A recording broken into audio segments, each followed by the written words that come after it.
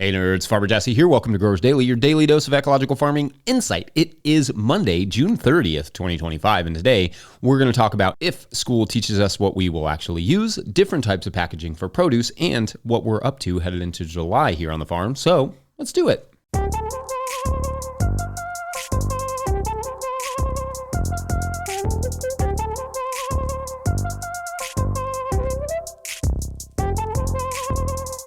All right, well, happy Monday, everyone. I hope you all had a fun, fulfilling weekend or busy and profitable weekends or whatever your weekends might have brought. Mine definitely leaned more towards the busy side. I wouldn't say profitable, but definitely busy. I took down a chunk of our porch that had rotted, which was fun and a ton of work. We went to see a free version of Hamlet in Louisville on Saturday with the kids, which freely accessible Shakespeare is pretty awesome. And then I took the kiddos to a Lou City soccer game on Sunday night to celebrate officially 1 year sober. Okay, I probably would have gone anyway, but still. Now, I've talked about my sort of, challenges with alcohol and how much it started to affect my brain and my health. And for sure, it's not going to be the same for everyone. But this has been, without a doubt, the best year I've had health-wise, like physical and mental, in, quite a while, maybe ever. I'm less shaky and anxious and foggy. And weirdly, I actually wake up almost every morning feeling good, which is wild. So cheers to that, I guess. Though, of course, cheers doesn't feel like the right word, but you get the idea. Anyway, this week, I'm also excited that at the end of some of our segments, we're going to hear from some of our listeners, that would be you, who submitted videos last week. It was super fun to see these videos and hear your all's voices for once, and we look forward to sharing some of those throughout the week. I also appreciate how strictly people adhered to the 20-second rule. And you will hear how some of them just cut themselves off mid-sentence, which wasn't entirely necessary, but is kind of amusing. Don't send any more for now. But if you like this little thing we're going to do, we'll do more of it in the future. Maybe with different questions, different ideas. Maybe we'll take some questions that way. For me, I've always kind of dreamed of making this show more interactive in that way. But because it is already a massive job just to get you like 20 minutes of content every day, we're taking baby steps to get there. But a little call-in segment would be rad one day. So anyway, yeah. Baby steps. All right, in celebration of hearing from you all about how your seasons are going in those clips, today I thought I would take this first segment to catch you all up a bit on what we have going on around the farm right now and a little about what I've been up to in this heat. First, you should always be managing your soil in a way that requires little to no cultivation, but like I said last week, I goofed in a couple spots, trying some new things, which is pretty typical of me, always trying something new. Often goofing. Anyway, there is some cultivation to be done in those spots. And honestly, the heat is the time to do cultivation because one, the soil is in the right condition for it by not being too wet. And two, stuff that you cultivate, that would be like hoe it, actually dies because, well, it's hot and sunny. I also, in doing some of the cultivation this week, remember just how much I actually love being in the heat. This is, there's a limit, of course, to how long and how hard you can work in near 100-degree weather. And it slows me down tremendously, but I really love the summer. I love being outside, sweating, working, sunshine, all of it. I have struggled these last 2 years with winter for some reason. It's just like changed in my brain. It's too dark for too long, and although I have some affection for the cold, specifically, I love me some good hoodie weather, and I actually grew up in Colorado where I would go snowboarding, loved all that, but the daylight here is gone so quickly that I find myself feeling, trapped somewhat indoors, especially with the ice storms we had in January. We almost literally couldn't get out of the house. Kentucky's not like other states where, there's a whole lot to do in the winter. It's not like you can go sledding that much or, go skiing or go snowboarding or whatever. It's just wet and cold and muddy, which growing up provided quite a difficult blow to my ice hockey career. Also, the fact that I wasn't very strong or good skater or very good at hockey. Anyway, I don't love that, the winter, so I'm trying to cherish this heat a little bit, even if it too becomes hard working outdoors after a while. I've also been working on some mid-season cucurbits like squash, zucchini, and cucumbers, but also another round of watermelons and winter squash, getting those into the ground, including some cover-cropped ground that I had terminated back like a few weeks ago. Anyway, that was Ryan Vetch that I planted some winter squash into, so I'm excited about that. Squash are certainly some of my least profitable crops, but also some of my favorites to grow. I just love the way they look. I like eating squash. I like looking at it. It's an awesome crop. And that's especially true of watermelon. The first round of watermelons are flowering, so the second round I just started. That should provide a nice little succession of that crop and really just a lot of juice for the wintertime. watermelon. It's like my taste of heat in the cold. Garlic is out, and so are some potatoes and onions, and with more of that to follow soon. The potato trial I started this spring with the slips is not going to yield very helpful results, unfortunately, because of just the sheer number of variables involved and the intense rainfall we had that drowned a bunch of plants, and some of the slips just failed. I don't know if it was because of the rain or what, but last year all of our slips succeeded. This year, almost none of our potato slips, not our sweet potato, our regular potato slips, succeeded. About half of them maybe. So that's not great. Doing trials is just really tough here in our climate unless you're doing said trials completely in tunnels, in which case you can control the weather a little bit. And I may actually try that with the potato trials next year. But anyway, I got a late round of field tomatoes in last week as well, which are mostly just slicers and heirlooms and are going to receive the absolute minimal amount of attention from me for being field tomatoes, simple Florida weave, trellising, and no pruning, just to make sure I get a decent yield, but don't lose a lot of money to grow them. A lot of tomatoes in the field here just blight out, so you don't want to spend a ton of energy on them, though we do have success with those later tomatoes a little bit more than our other ones because there's less rain in July, in theory. We'll see. This hasn't been the year for less rain. But anyway, planting stuff has been tough through the heat in general, though there's very little, save for like maybe okra, that is fine to go out in 100-degree heat indexes. I got some lettuce into our tunnel itself under shade, which I have been irrigating like wild to keep alive and happy. Won't regret that in a month when we're one of the only farms with lettuce, but it's a tough challenge to get it started and then get it planted when the weather is what it is. And plans to stay that way by the looks of it. Otherwise, I'm looking forward to July. Like I said, I just love this heat. The garden is in a decent place as well, much smaller and tamer than last year's, but decent.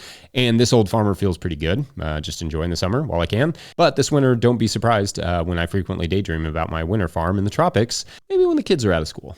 Anyway, let's hear some from you all about how your season is going, and then take a quick break, and then return to talk packaging. BRB. Hey, it's Michelle coming to you from Songhaven Farm out in southwest Colorado on the Great Sage Plains. It's been a typical chaotic year, cool, then hot, now cool again. We're waiting on the monsoons, and Acrobat, shade cloth, and wind protection is the way we roll. Thanks for what you're doing, Jesse. Keep up the good work. My name is Carlan. I'm here in Provo, Utah, and this is my backyard no-till garden. Corn, melon, nasturtium, pumpkins, flowers, cucumbers, tomatoes, cabbage, San Marzano, grafted Cherokee carbon. Look at that stem growth. Today's episode is brought to you by Farmhand. If you're listening to this, you probably found 5 rare minutes to breathe, but what got pushed back further down the to-do list to make that happen? If it's your CSA newsletter, you're not alone. Farmhand's new newsletter builder was made for busy farmers. It automates weekly emails, drives add-on sales, and makes it easy to keep your customers in the loop without spending hours behind a screen. It launches this summer, but our listeners can request early access now. Visit farmhand.partners/no-till. That's farmhand.partners/no-till. All right, back to the show.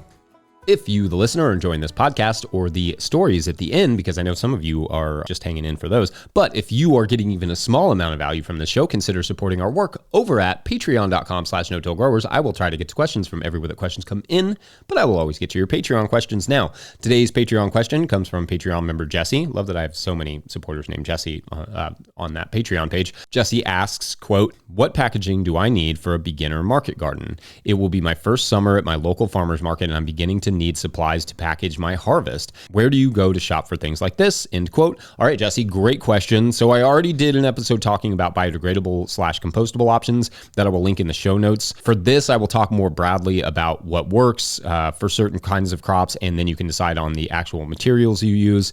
And I'll also talk a little bit about where we get ours, which, to be honest, is mostly just Webstaurant. So that kind of answers that question. But for those loose greens, most growers use either bags with twist ties or tapes, for which there's like a little machine that puts the tape on the top. I don't love the tapes because the bags are hard to open when you put the tape on it and require ripping, thus eliminating any chance of the customer being able to reuse them. Anyway, loose leaf lettuces, baby greens, that sort of stuff usually goes in bags or clamshells. Clamshells take up more room in markets and like a market setting. Like if you're taking a bunch of clamshells to market, it's kind of hard to fit that many. You can fit a lot more bags into a cooler than you can, say, clamshells. And that goes for both in the cooler and on the table and in the truck or whatever. But they do look nice, the clamshells, and are better for retail situations. For bags, it's usually like 1 gallon bags that we use. For clamshells, it depends on how many ounces you are selling per unit. Places like Webstaurant have all those details for how much fits in each container, generally speaking, but you can also head to the grocery and see what their produce packages contain to get an idea as well of how much, say, 10 ounces of spinach is and what the package looks like.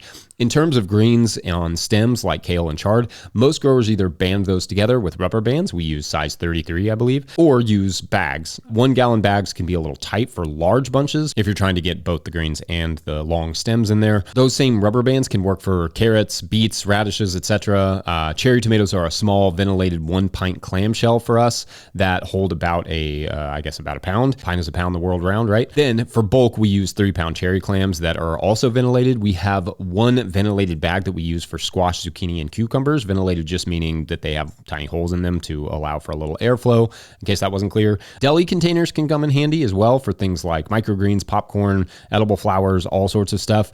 Plus, they are more reusable and recyclable than other plastic containers. Oftentimes, we'll use them to store our winter stocks from our summer veggies. Also, there are the berry containers that can range in size and materials, woods and fibers. We use those a lot at the farmer's market for things like cherry tomatoes and half-pint berry containers, and potatoes and squash and all sorts of stuff. Potatoes can be tough to package, though, as too much sunlight will obviously cause some greening, but not enough sunlight, and customers will literally not see them, meaning you have to display them somehow, but packaging them how they actually want to be packaged makes them invisible on the table. Potatoes are kind of difficult in that way. In the past, we've used little cotton bags, these little white cotton bags, and sold them in bulk that way, which was very effective, but the bags got a little too expensive to justify the cost. I think it ended up being like 50 cents or something a piece, and it's just like, I don't know, when you add that up, it's a lot.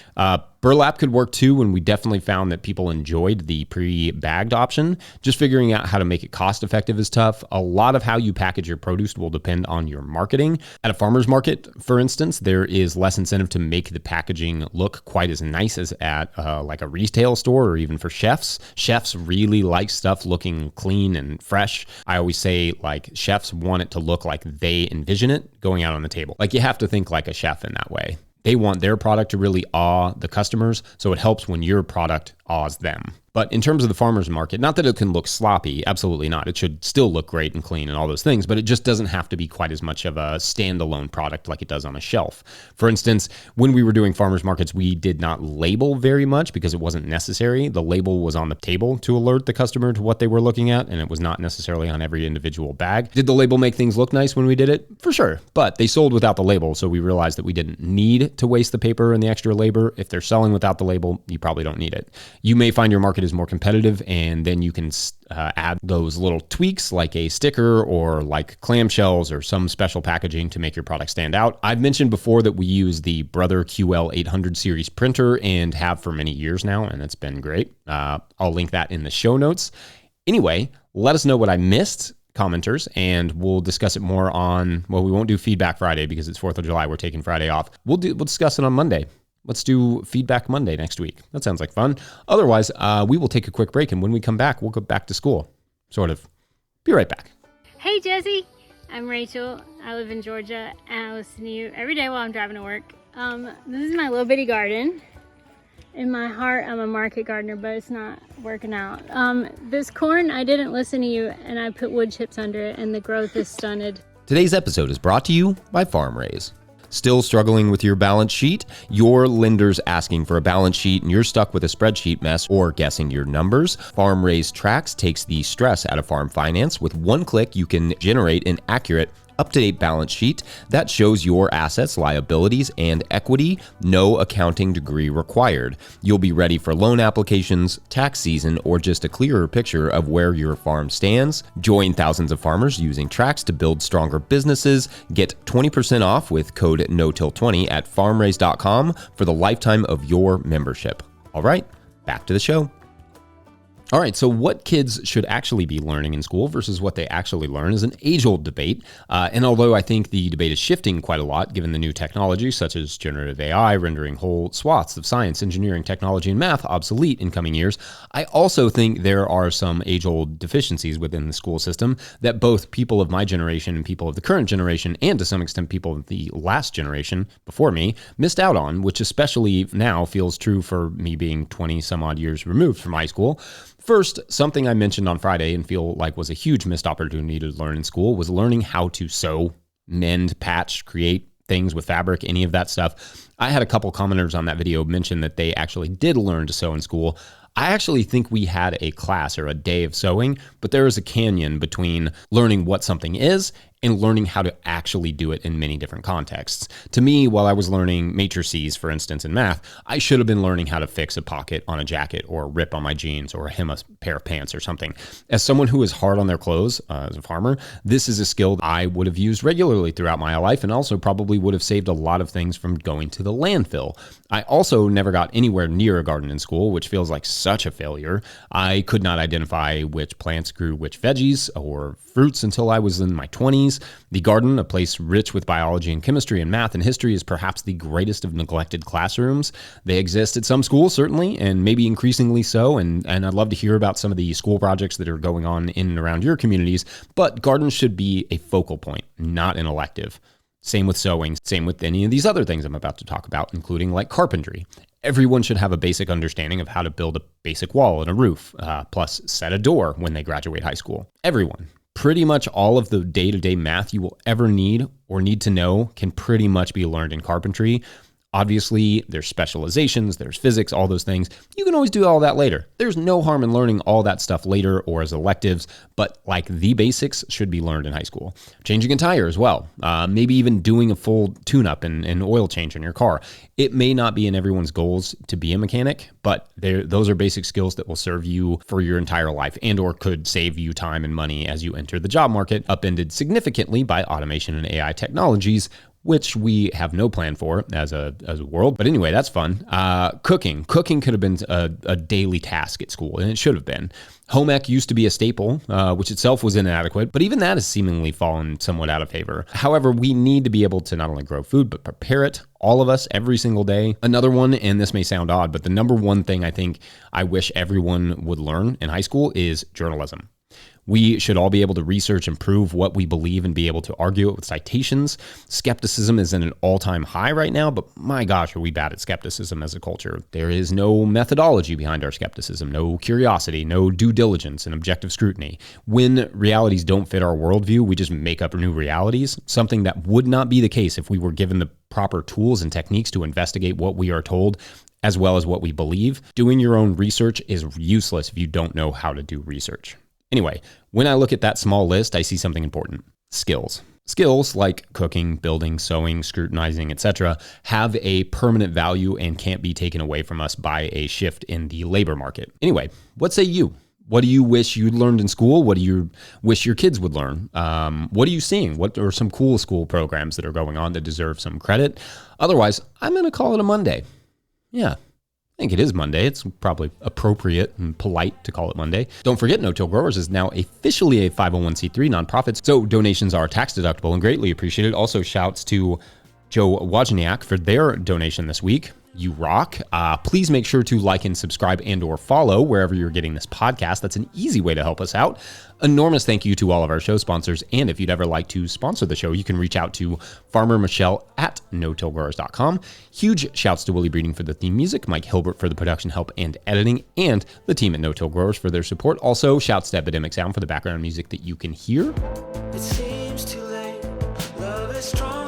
Pick up a copy of the Living Soil Handbook or the Seed Farmer at no-tillgrowers.com to support our work. Big thank you to everyone over at patreon.com/no-tillgrowers, where at a certain level, or if you just bump up from one level to another, or you sign up in the month of June, you only have like a few more hours, you get a shout out on the show. So big shout outs today to PJat, it's like Pat with a J in the middle of it, and Molly McBeath.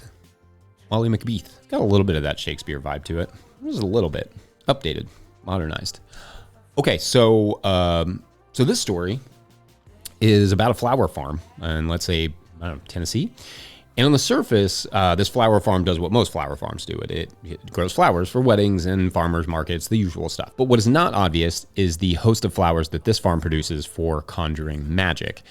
It's literally not obvious. You would think that the flowers that the local wizards and witches would buy would be flashy and sparkly or colorful, but that's not really how magic works. The line between magic and the mastery of the natural world is actually pretty thin. It takes a little more than knowing how to use the flower or herb or whatever it may be to turn it into something extraordinary. But anyway, one day, this flower farmer goes out to the fields to find that one specific flower they grow was completely burned to the ground. No flowers, no other plants, just one bed of one flower, ashes. Why or by whom? That is this week's story, provided we get some Patreon signups. Thanks so much for listening. We will see you, let's do tomorrow. I'll see you tomorrow. Bye.